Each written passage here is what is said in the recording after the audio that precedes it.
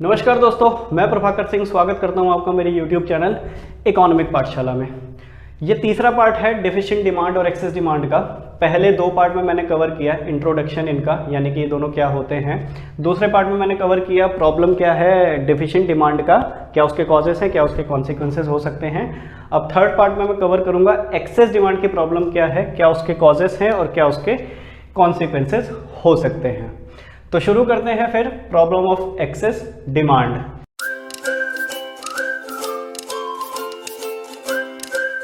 मैं आपको फिर से याद दिला दूं कि ये वाला जो चैप्टर हम पढ़ रहे हैं डेफिशिएंट डिमांड और एक्सेस डिमांड, ये इससे पिछले दो चैप्टर यानी कि एग्रीगेट डिमांड और एग्रीगेट सप्लाई और शॉर्ट रन इक्विलिब्रियम आउटपुट, इन दोनों का ही कंटिन्यूएशन पार्ट है। तो अगर आपने वो वीडियो अभी तक भी नहीं देखे हैं तो पहले वो वाली वीडियोस देख लीजिए, लिंक मैं इसके डिस्क्रिप्शन बॉक्स में डाल दूंगा। ठीक है भैया, तो आप समझते हैं एक्सेस डिमांड कॉन्सेप्ट इसका क्या होता है। तो एक्सेस डिमांड सीधे सीधे शब्दों में अगर हम शब्द से ही समझें तो क्या है, यहां पर मांग ज्यादा है और सप्लाई कम है। एग्रीगेट डिमांड जो है ज्यादा है, एग्रीगेट सप्लाई कम है। अब ये किस सिचुएशन में आती है, ये क्या है, दोनों के दोनों समझा दो, फिर से एक बार समझा देता हूं। चलो, एग्रीगेट डिमांड है कि एक साल में, एक लेखा वर्ष में जितने भी लोग एक इकोनॉमी में हैं वो प्लान बना रहे हैं कि इतने पैसे का हम सामान एक साल में खरीदेंगे। और ऐसे ही एग्रीगेट सप्लाई, जितने भी प्रोड्यूसर्स हैं वो प्लान बना रहे हैं कि एक साल में हम लगभग इतने का सामान बेचेंगे। तो जो लोग प्लान बना रहे हैं वो है 1 लाख रुपए का सामान हम खरीदेंगे, लेकिन जो प्रोड्यूसर सप्लाई कर पाएगा वो सिर्फ 80,000 की कर पाएगा। सप्लाई यहां पर कम है, डिमांड यहां पर ज्यादा है। ऐसा दो सिचुएशन में हो सकता है। एक तो ये कि लोगों के पास पैसा जो है अवेलेबल है 1 लाख रुपए, तभी वो 1 लाख रुपए की मांग करेंगे बाजार में जाकर, ठीक है। लेकिन प्रोड्यूसर के पास जो रिसोर्सेज हैं वो 80,000 के ही हैं, लिमिटेड हैं उसके पास रिसोर्सेज। तो जो प्रोड्यूसर के पास रिसोर्सेज हैं वो 80,000 के ही हैं, इस वजह से ही सप्लाई कम है। और एक और कारण है इसका सप्लाई स्थिर होने का, कांस्टेंट होने का, कि फिक्स हो गई है, इससे ज्यादा सप्लाई अब नहीं बढ़ सकती। यही वाली सिचुएशन को कहते हैं एग्रीगेट सप्लाई। जब भी या फिर एग्रीगेट डिमांड जब भी बढ़ने लगेगी तो इसका ये मतलब है कि अब जो मार्केट में एक्सेस कैपेसिटी है वो खत्म हो चुकी है, रिसोर्सेस का फुलर यूटिलाइजेशन हो चुका है। जितना उसका हम कर सकते थे उतना यूटिलाइजेशन हमने कर लिया है। या इस चैप्टर के संदर्भ में कहें कि जितने लोगों को काम मिलना था उतने लोगों को काम हम दे चुके हैं। अब उससे ज्यादा प्रोडक्शन बढ़ाने के लिए हमें लेबर चाहिए, और लेबर है नहीं उतने, सप्लाई उनकी हो नहीं रही है। जितने भी लोग थे काम करने के लिए तैयार, उन सभी को हम काम दे चुके हैं, लेकिन मार्केट में अभी भी डिमांड बनी हुई है। तो एक्सेस डिमांड उस वाली सिचुएशन को कहते हैं जहां पर वो एक्सेस सप्लाई से कम हो जाए। अब इसको इस ग्राफ की सहायता से समझते हैं। ये हो गया Y axis, X axis, X axis, Y axis. X axis पे हमेशा इनकम लेते हैं वाई, और यहाँ पर एडी लेते हैं। ये हो गया एक्सेस सप्लाई या फिर वाई का ग्राफ, इनकम का ग्राफ। इनकम का ग्राफ बिल्कुल सीधा जाता है 45 डिग्री, ठीक है। अब ये है aggregate demand fuller utilization, full employment मिल चुका है। यहाँ पर जितने भी लोग काम करने के लिए तैयार थे उन सभी को काम यहाँ पर मिल चुका है।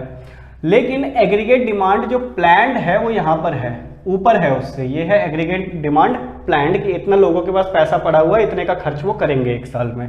तो ये है एग्रीगेट डिमांड प्लान्ड। लेकिन जो सप्लायर है वो इतनी ही सप्लाई कर सकता है मार्केट में, क्योंकि यहाँ पर एम्प्लॉयमेंट फुल हो गया उसके पास।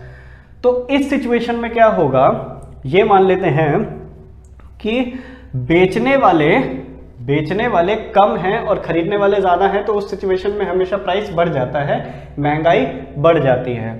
इसको कहते हैं इन्फ्लेशनरी गैप। इन्फ्लेशनरी गैप, स्फीतिकारी गैप, स्फीतिकारी जाल भी कहते हैं इसको।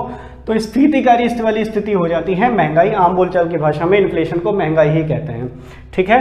तो इन्फ्लेशनरी गैप बनने लगता है इसके बीच में, यानी कि महंगाई बढ़ने लगती है। और इसके पीछे का कारण क्या है कि लोगों के पास पैसा तो अवेलेबल है खर्च करने के लिए, लेकिन रिसोर्सेज फुलर यूटिलाइजेशन उनका हो चुका है। इस वाली स्थिति में आती है एक्सेस डिमांड की परेशानी।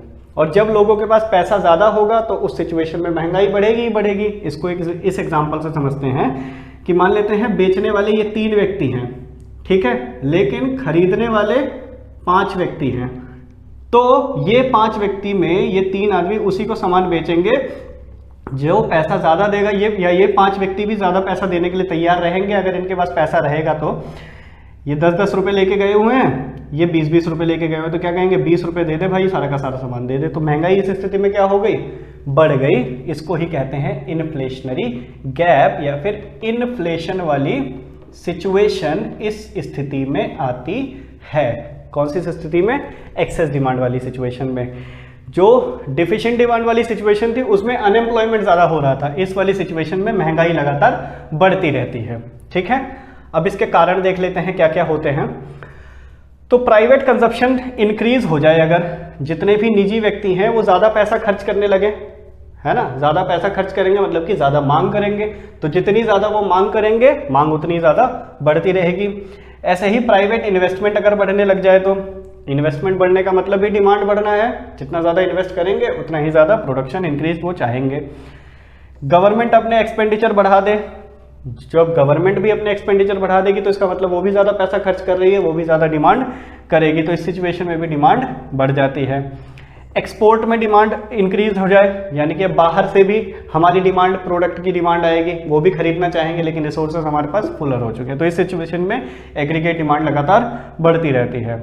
इंपोर्ट में डिक्रीज हो जाए, कम इंपोर्ट हम करने लगे, तो उस सिचुएशन में भी डिमांड बढ़ने लगती है। टैक्सेस में कट हो जाए, टैक्सेस कम हो जाएं, तो ये एग्जांपल ले लें कि पहले 100 रुपये इनकम थी, उसमें से 10 रुपये टैक्स जाता था, 90 की डिमांड हम कर पाते थे, लेकिन अब टैक्स कम हो गया, 5 रुपये हो गया, तो 95 की डिमांड कर पाएंगे।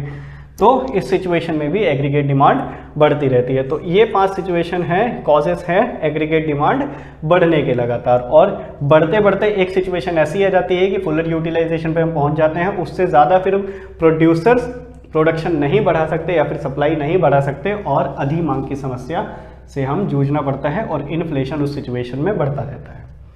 अब देखते हैं इसके कॉन्सिक्वेंसेस, कारण क्या हो सकते हैं।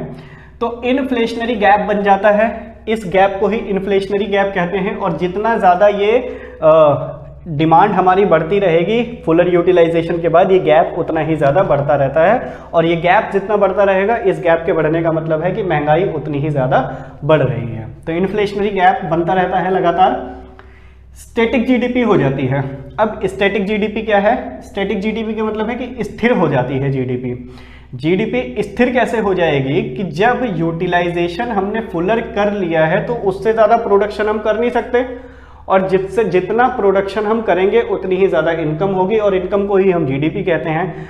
तो जब प्रोडक्शन ही स्थिर हो जाएगा तो हमारी इनकम भी स्थिर हो जाएगी, कांस्टेंट हो जाएगी, उसी को कहते हैं स्टैटिक जीडीपी। तो स्टैटिक जीडीपी वाली सिचुएशन में हम पहुंच जाते हैं।